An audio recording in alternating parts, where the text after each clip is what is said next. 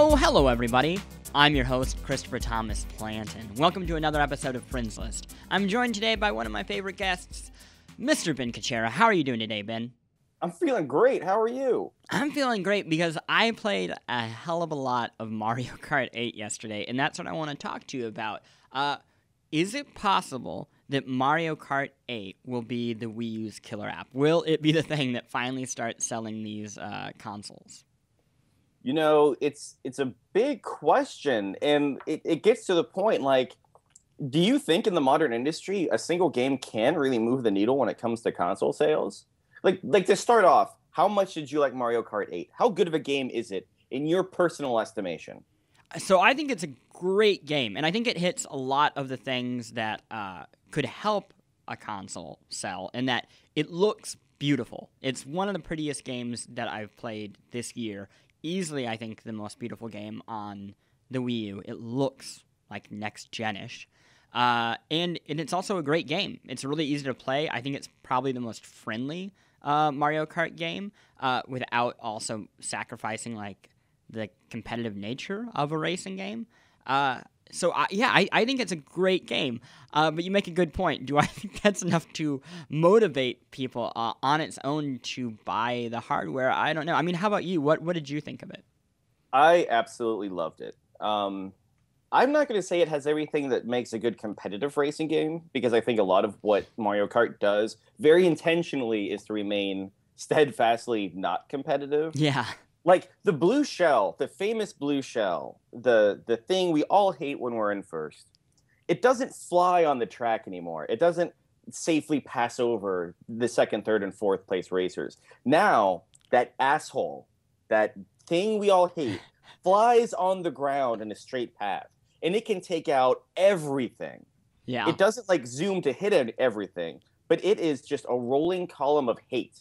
And if you find yourself in its way, you will be taken out no matter where you are in the standings. Do you know what, though? I just want to hop that? onto that really quick. Yeah. Because there's defense in this game. And I'm sure there's always been a bit of that in previous Mario Karts, but it feels like there's a foil to every weapon.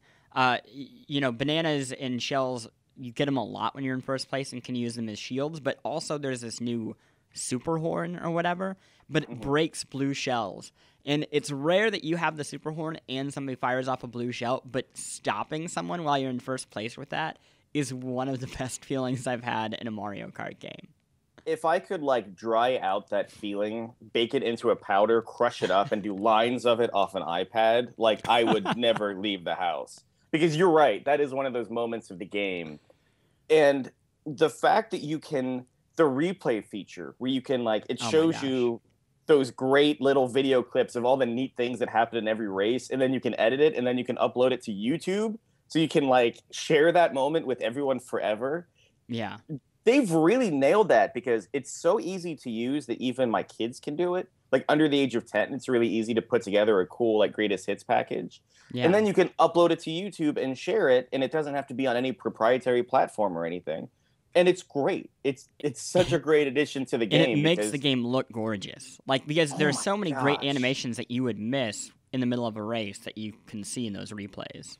Yeah, and like there's so many little details you see when you go through the replay. Like, did you notice that Mario's mustache actually moves with the races?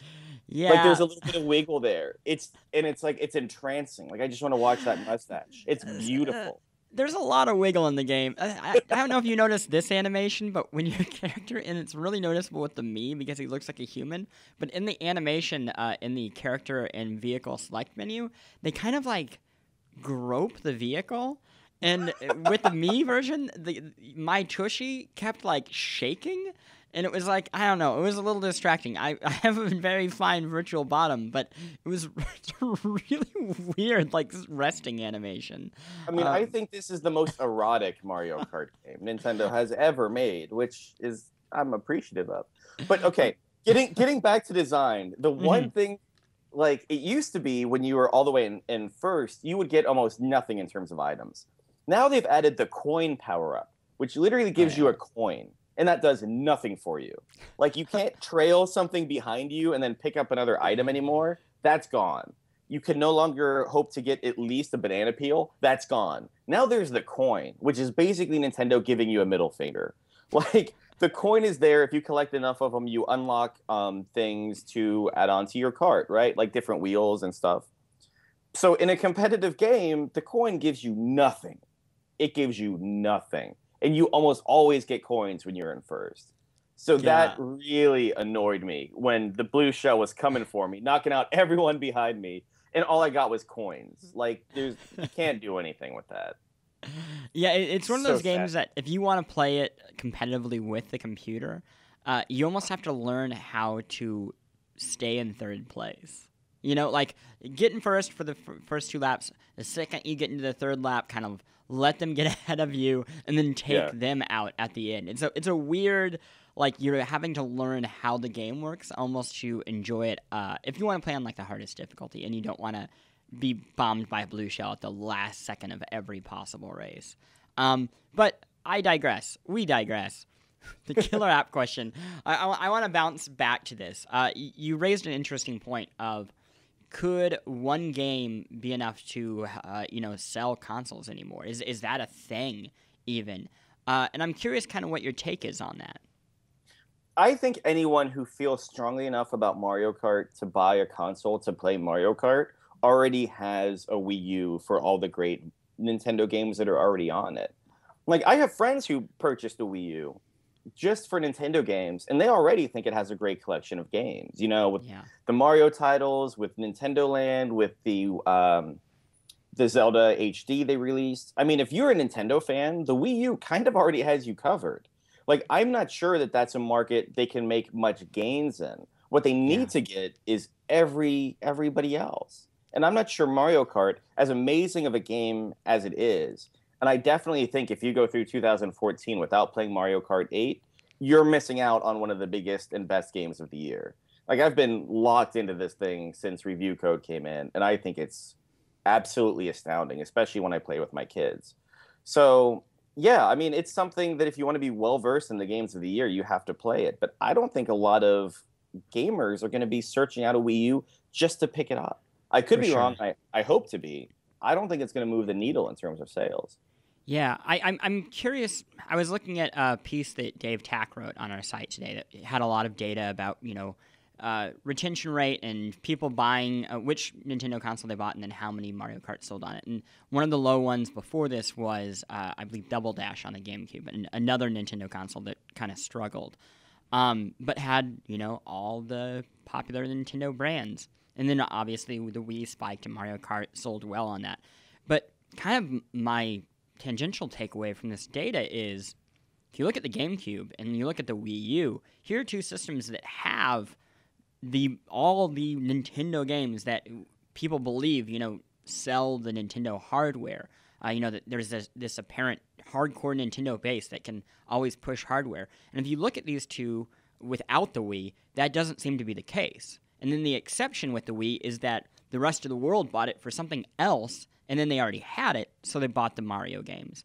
And that is fascinating to me, because what that says essentially is software is no longer the exclusive. That's not the thing that pushes the needle. It's hardware that is interesting and does other interesting things. It's the Wii. It's a totally unique experience that can't be replicated by everybody else.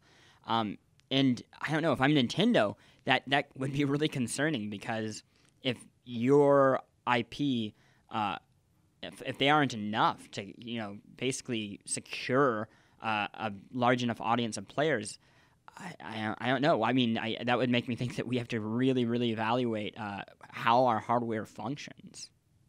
And it's interesting because, when you say Mario Kart on the Wii sold well, that's an incredibly misleading statement. It didn't sell well. It sold freaking bonkers. It sold 35.5 million units.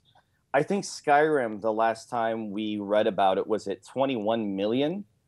So, the space between Skyrim and Mario Kart Wii is basically the entirety of the Wii U installed base. That's how big this game is. That's how massive Mario Kart Wii was. That is a game and a success that will likely never be replicated in the history of the console wars ever again. because the Wii itself was such a phenomenon, and Mario Kart used it so incredibly well and is such an integral part of the system. If you look at it, the sales of the Wii U, they've moved, I think it was a little over 6 million units total. Yeah. So if you assume, if everyone who has a Wii U buys Mario Kart, and I think at best you're going to get a 30% attach rate, maybe more. This is going to be, as we said in the story, the worst selling Mario Kart game in the franchise, just because it's coming into a system with such an abysmal attach rate. Yeah. You know, it's like the Wii U is hoping to be where the Dreamcast was at this time. And Sega took the Dreamcast out behind the shed and shot it in short order. So it's like, how many great games can you shove at this tiny install base and hope to get it somewhere where it's competitive? Like, when people talk about how bad Nintendo has it with the Wii U, they have it really, really bad. Like, it is impossible to overstate how dire this situation is. That's taking aside the fact that Nintendo has over 10 billion in cash and liquid assets, I believe. It could even be 15 billion. I need to look at my notes.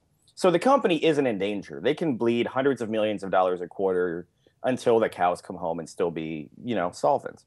The portable division is under siege by Apple and, iPhones and iPads and everything, but it's still doing very well.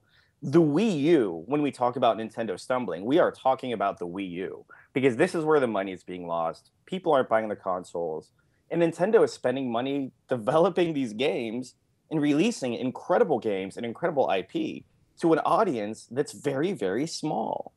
Yeah. And that seems like putting all of your best focuses in an area that sadly is almost predetermined to fail at this point because they didn't have a good launch. I don't know how long they're going to find that strategy tenable. Yeah, and I guess to kind of even reiterate my point, I wonder if they are realizing now software doesn't move hardware. That hardware it moves software, that having interesting hardware is what made those crazy Wii numbers. Because I'm sure a lot of those people are not people who traditionally bought consoles. I know most of the people, in my family owned Wiis and would buy those games, and they were familiar with Mario as a game that they played on maybe a Game Boy or on the Super Nintendo back in the day, and they hadn't played in a long time, but they already had the system, and they were happy to buy the software. And yeah, I mean, you just have to look at the Wii U and think, this is not working like it used to. Which, like I said, that'd be a very terrifying proposition. And I know they're not going to do this, and it's a thing a lot of people have said, but it is interesting to imagine what a Mario Kart game would do on an iPad, or something that has an incredible number of users, because clearly people are in love with these characters and these brands, and will buy them if they have the hardware to run them. I mean, I can't even imagine what sales numbers would look like, but obviously that might not be the best thing for a company that makes a lot of money off of hardware. Right. And if you look at the Wii, it was a less powerful system graphically, but the motion controls couldn't be replicated any place else. Everyone tried, and Microsoft continued to try, and them unbundling the Kinect is probably the last gasp of them chasing that Wii money. Like, that dream is dead for everyone, I think, including Nintendo now, sadly. But yeah. I don't think you can't take away how smart the launch of the Wii was, because it had a control method that everyone could play that was really easy to show visually, and it came with the best example of gameplay. Wii Sports was amazing, and companies are still doing a collection of sports minigames, again, on their motion control platforms to try to chase that magic. Nintendo nailed it the first time, and no one's done it better. So that Wii package of something that everyone could play, something that no one else could do, and you got a free copy of the game that did it best, that's the sort of move that is like a checkmate, and they made all of the money on the Wii. Like, yeah. Name two games on the Wii U that really use the gamepad in a way that couldn't be done on any other console. They've pretty much completely abandoned it as a peripheral that can do things that other consoles can't. Now it's just a controller that does off-screen play, and that's it. Yeah. So I was just gonna say it also just feels like lesser versions of iPad stuff. I mean, that was the trouble with Nintendo Land, is they were fine. They're fine games, but there's nothing like, there was no wow moment when playing that game. It wasn't like, oh, I've never done anything remotely like this. It was like, oh, this kind of feels like an iPad that talks to my TV a little bit. Well, I kind of disagree because with Nintendo Land, I really liked the games where you were like the ghost hunting the other players and they couldn't see you. Yeah. Like that kind of where you didn't have to share information. I thought that was great. Like yeah. The Call of Duty I like game those. that was on the Wii U that you could play like co-op with one person on the TV and one person on the controller. Yeah. Like that was such a killer feature. You can basically have a LAN party with one copy of the game and invite a buddy over on the TV and the gamepad. It was so much fun. No one ever talked about it, and no one's done it since. Is the other thing. Yeah. So not a lot like of third-party investment. Right. It can do all these neat things that really assume that you care about social gaming and that third parties are going to make money off it. Zombie U, I thought, was an amazing game that used the gamepad in all sorts of cool ways. I think it sold 36 copies, like 6 copies. I think the guy who designed it, his mother got a copy, and that was really a big sales week for them. Brutal. Just brutal. But it was but it saddens me because it was literally an amazing zombie survival game that was like as hardcore as something like Dark Souls, where we really like that style of gameplay now. It really used the peripheral in an amazing way, and it's still like one of my favorite games of like the past few years. But it was hard to explain how it did these things well, and no one bought it. The quality of the game was top notch, but unless it sells, that was Ubisoft really saying, we're going to try really hard on this console. It sold nothing. The gimmick didn't help it. And they were like, okay, well, we don't need to do that again. And I think that's how everyone was, which is a shame because that first blush of games was really cool in a lot of ways. Yeah. I'm trying to think of like a positive way to... Here, I've got a positive ending. Are you ready? Hit me. Mario Kart 8. It's really good. And if you have the means, you should play it. If you purchase a Wii U just for this game, like, I don't think that's a bad purchase. It's such a fun game, especially with people coming over. And you can kill all of these anti-competitive things by setting up custom races and just telling it what items to bring in. Yeah, like, I think people have bought... designed, have a fun hardcore race. It's such a great time. I think people have bought hardware recently for worse games. And I'm looking at both of the next-gen consoles with their launches. So, I mean, there are good games on them now. Super Time Force is great. But, yeah, I think this is... that's a sad thing. There are so many better games. If you're looking at great games per piece of hardware right now, Nintendo is crushing Microsoft and PlayStation on the new hardware. I mean, it just really destroying it. And it does not matter. So on that moment of existential dread, I want to thank you for joining me today, Ben. I appreciate it. Yeah, I'm depressed now. I'm going to go find a corner and cry. That sounds good. I thank you for joining me, everybody. This is Friends List. We're here every day, every weekday at 4 p.m. Eastern on Polygon.com. Watch more of us on YouTube.com/Polygon. Or if you like podcast, why not go to iTunes and subscribe to our show? It's called Friends List. You can leave a little review. I'll appreciate it. Until next time, I'm Chris Plant, and I will see you later.